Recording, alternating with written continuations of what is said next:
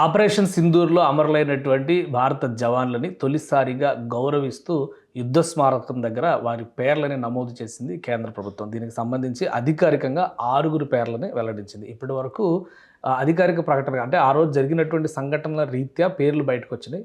But ఇప్పుడు official రికార్డ్స్‌లో కూడా వచ్చింది. ఇందులో ఆంధ్రప్రదేశ్‌కి చెందినటువంటి వీర జవాన్ మురళీ నాయక్ పేరు కూడా ఉంది. అగ్నివీర్ ద్వారా సత్యసాయి జిల్లాకు చెందినటువంటి యువకుడు అగ్నివీర్ ద్వారా సెలెక్ట్ అయ్యి జమ్మూ కాశ్మీర్లో సేవలు అందిస్తుండగా ఆపరేషన్ సింధూర్లో జరిగినటువంటి ప్రతిదాడిలో ఆయన మరణించారు.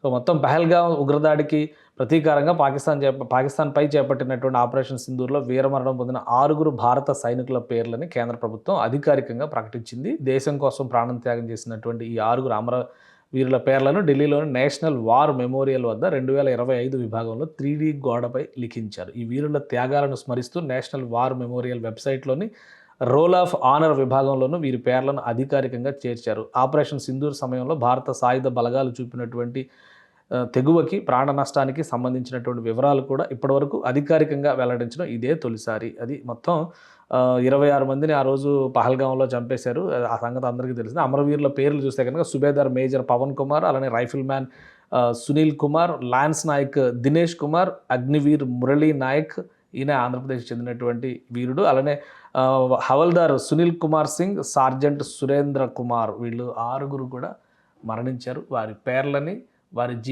జీవితాలని దేశం కోసం త్యాగం చేసినటువంటి వైనాన్ని వివరిస్తూ కేంద్ర ప్రభుత్వం వార్ మెమోరియల్ దగ్గర లిఖించింది.